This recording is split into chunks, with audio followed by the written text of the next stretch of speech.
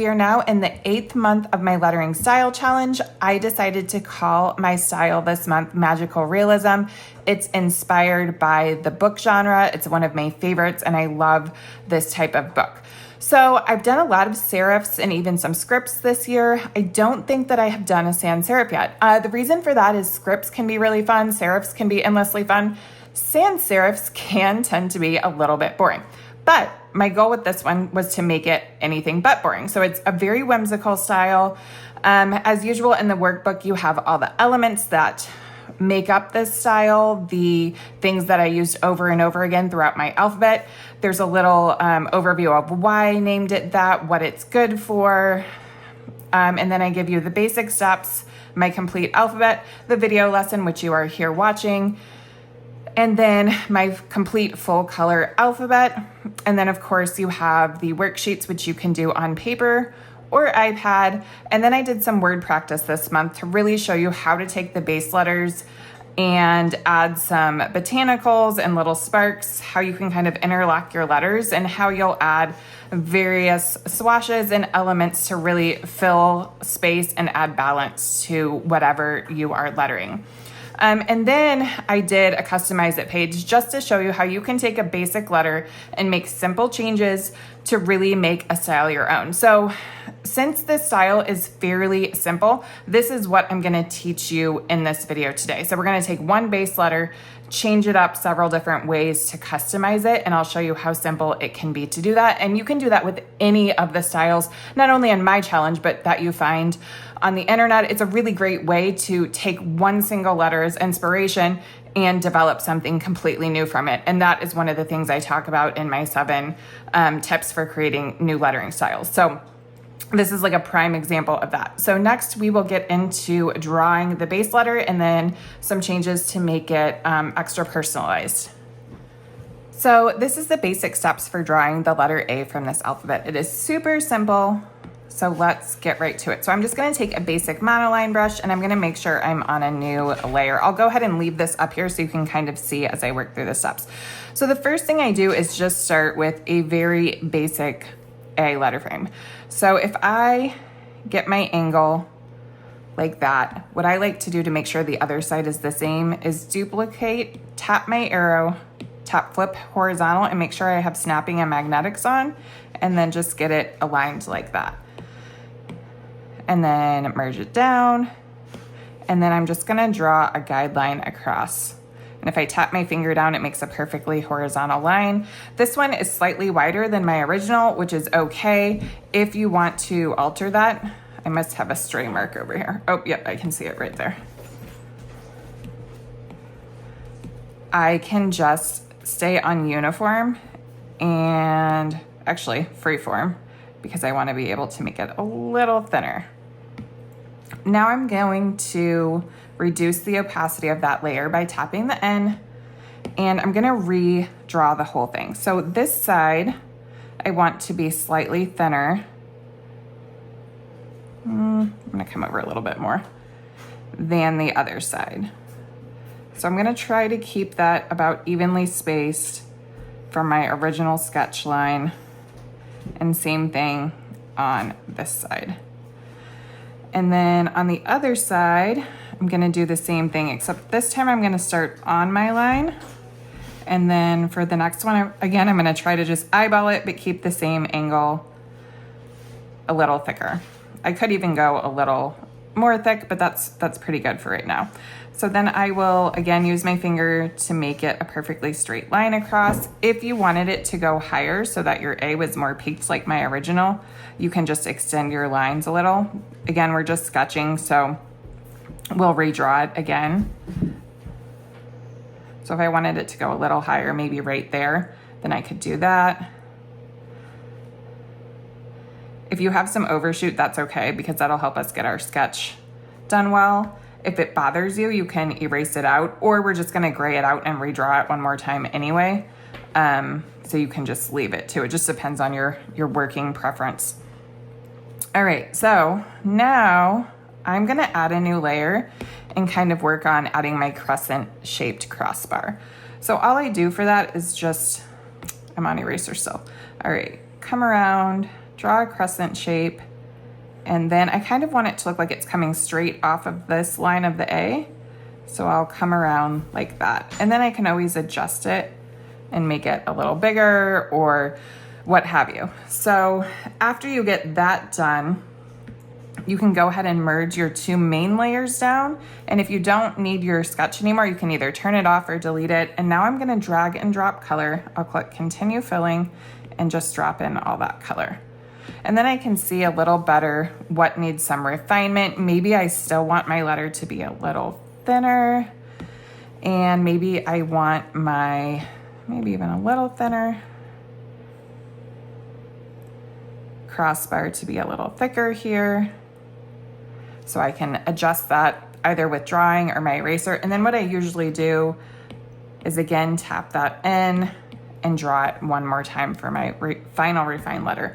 Make sure I've got a new layer. And then I'm just going to, now here, I don't want to tap my finger down because it's going to adjust the line for me. I just want to bring my pencil down, hold it till it draws a straight line, and then allow myself to pick the angle I want. So there. So now I'm just sketching or drawing. Now I'm going to hold my finger down to get a perfectly horizontal line. Oops. Like that. Same thing at the bottom.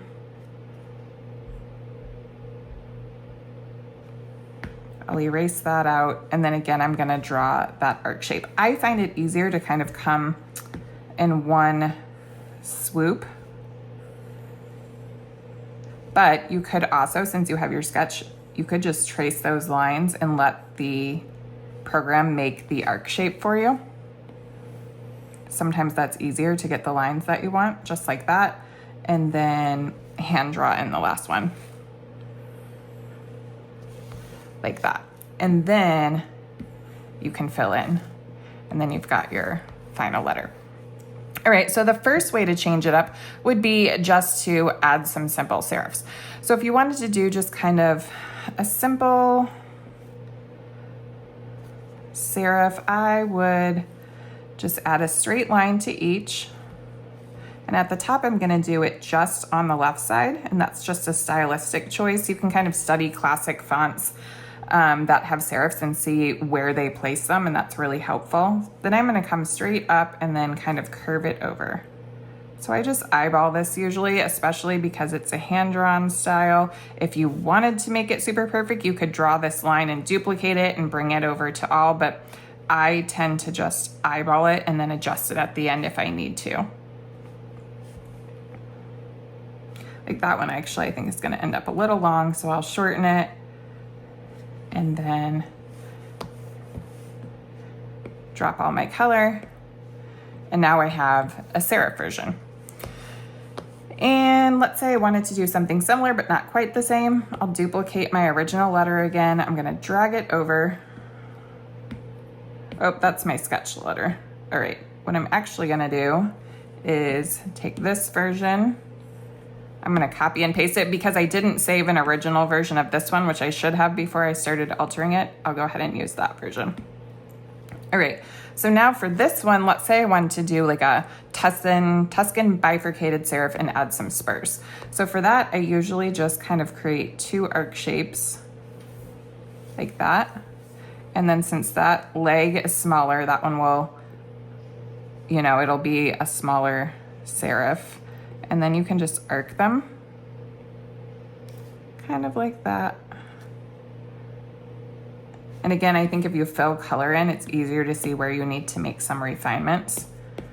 So those clearly need some refining. And then when I add it at the top, I always find it looks best if it's a little shorter like that. So what I'll usually do is kind of take some off. If it's too tall, it looks a little funky.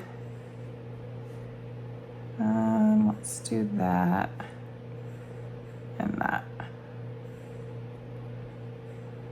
So 2-finger tap to undo as many times as you need to get it right. You can make some refinements. And then you could also, you can see how that completely changes the look of the letter, even though we didn't change that much. You could add spurs on the side. These are called spurs. And that gives you a whole new look.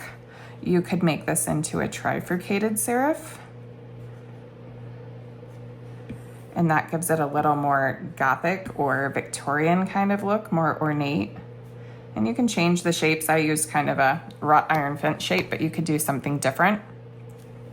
One other thing you could do is take your base letter up here. So I'm gonna take this one, and let's just say I drew just that part of it so far, and I'll fill it in. But instead of having my crossbar way up here, I could do a really short crossbar down here. Again, I'm gonna try to keep it the same width as that part, but I'm just eyeballing it. Whoops, I left part of my. And then if I was gonna use this, I would erase that out. So now we've got a whole different look. And then another thing you could do is take your original letter and increase the contrast. So I'm gonna go back to our original letter, copy and paste it, bring it down. And contrast is just how different the thick lines are versus the thin lines. So this is super duper easy. If I want to make an increased contrast, I would draw an extension on that. I'm gonna try to bring it down at the same angle, just eyeballing it again, and then extending that line over as well, and then filling it in. And you can see now I've made it a much bigger contrast, and I can keep my crossbar. I could change it to that. I could do something totally different. And if you wanted to make it less contrast, instead of extending the line like we did before, oops, copy and paste, bring that down. If you wanted something with a less contrast that was maybe even more monoline, you would just take your eraser and take some off. And now it has a little contrast, but not a lot. All right, let's see. We could also change the shape of the crossbar. So let's once again take our original letter, and you could work from any of these letters, changing them up. I'm not gonna show you how I did the coloring on this one just because it's so simple, and I feel like I've taught that in a lot of the past videos this year. I just added some gradient, a leaf, a couple more gradients, and some sparks. So super simple. I felt like that was so simple that showing you how to create variations would be a little more interesting for you. So for this one, instead of having a crescent shaped terminal on my crossbar, I could erase some out and then draw a ball-shaped serif. And that kind of gives me, I don't know, maybe like an Art Deco-ish look, especially if you increase it. And then you could instead do, I'm just gonna erase this out real quickly.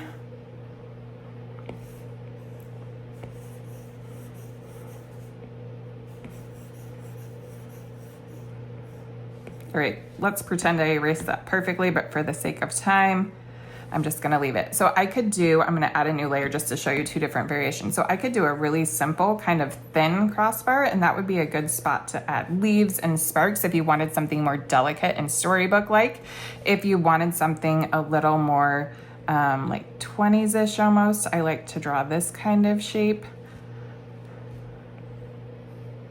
And then that actually lends well to spurs too. You could add a spur, and you'll notice this is similar to last month's style for the A, but with, we had serifs on that style of A. And since it's on its own layer, you can move it around and play with it. So those are just a few ways to make it super simple. You could also do a monoline version of this where we increase the size and you just kind of do the same A, but with a monoline variation. So same basic shape. And then just clean up your edges with your eraser. You could also square it off so it's not rounded and have a more squared look. And that gives you kind of a square monoline look. So there's so many different variations you can take from one letter. These are even just a few. So a good challenge for you would be take one of my original letters or one of your own original letters or just any letter you find online and see how many little changes you can make to it to make a ton of different variations. I'm actually working on a blog post right now that's going to have 14 ways I came up with that are simple for you to change a letter and really make it your own. And if you combine those 14 ways together in various ways, the possibilities are fairly endless with how to draw letter styles. So I hope you found that helpful this month, and I will have all the extra info you need on this style, the lettering challenge, and all of that in the caption of the video or the blog post. Thanks so much. Before I go, if you heard something in the back of my video, it was that cute little guy chewing on a bone. He's a St. Bernard. He's I want to say 4 months and 45 pounds already. Probably be 155 to 160, and he's the cutest thing ever. Enzo, wake up, buddy. Hi.